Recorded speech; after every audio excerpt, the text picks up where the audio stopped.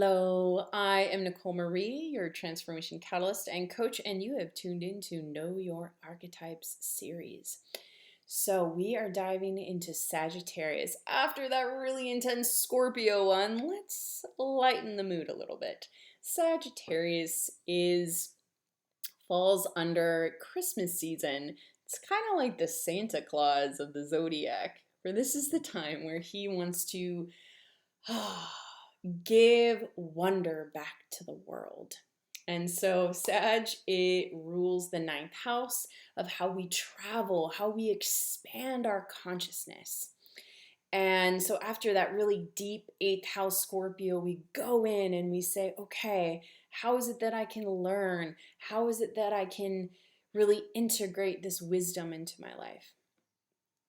Often it's by looking at other cultures. How do they deal with death? How do they, really activate their deeper magic? And travel's always a good perspective, and education. And sometimes we can educate ourselves by simply exploring our imaginational realm. So Sag is ruled by Jupiter, which is like the energy of the shaman. But maybe you identify more with the teacher. So someone that is teaching the truth to others. So Sag has already kind of gone out, seen the world, and his question, is this true? What is true? What is the truth? And truth is a huge concept, and I've used that word in a couple of the other archetypes. But let's dive in a little bit more with Sag, because that is the goal. That is his main focus, is how do I find the truth in this situation? Now, not just truth for the self, though. Truth for the collective. He first has to learn it himself, kind of like Aries. But then his gift is to give it out to the world. So he really serves the cosmic consciousness, the collective vibe. So his qualities are visionary, seeker, educational, because all of it has to come back to the tribe, back to the community, back to his environment in order to teach, to re-educate, and to give back. And this is, again, kind of like the Santa Claus, where he just wants to give and make others happy. So what would that opposite of Sagittarius, what would kind of be his shadow?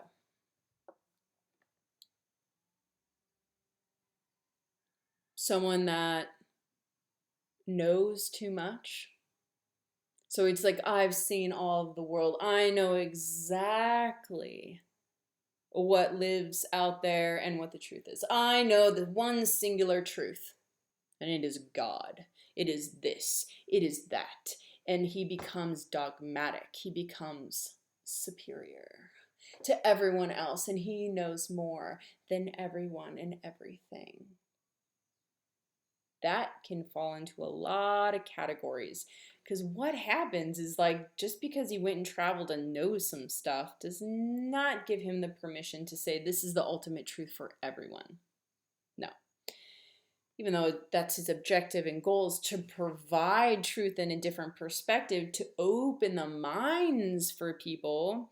But if he thinks that's the ultimate truth and everyone needs to believe what he believes, ooh, that can get very tricky.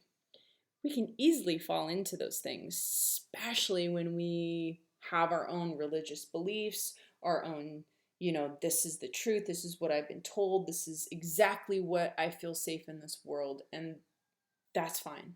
That's fine.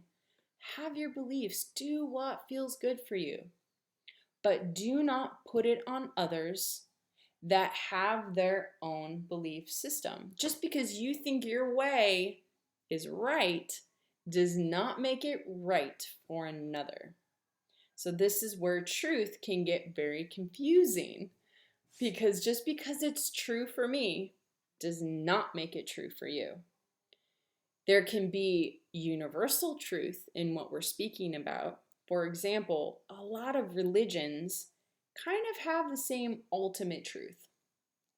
There is one story in which we all believe of how our world was created, whether scientific, mythological, metaphysical.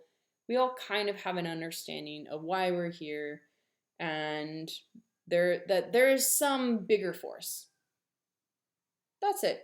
We don't have to go into names, what it's called, what it looks like, but we all kind of, no matter where we are, all indigenous tribes all kind of have the same creation story. They even had a creation story. They even have this idea of myths. Every culture has a myth associated to its own creation.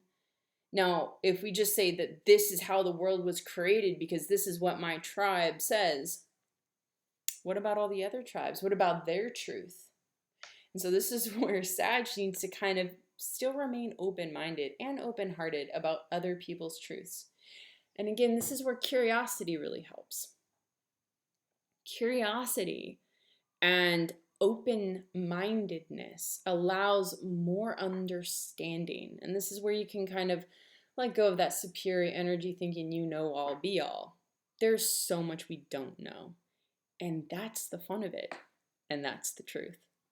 So, wherever you experience these aspects in your life is a really profound way of how you know how to learn and how you know how to travel and how you know where to expand, right? Because this is the time of expanding your truth, of understanding bigger perspectives.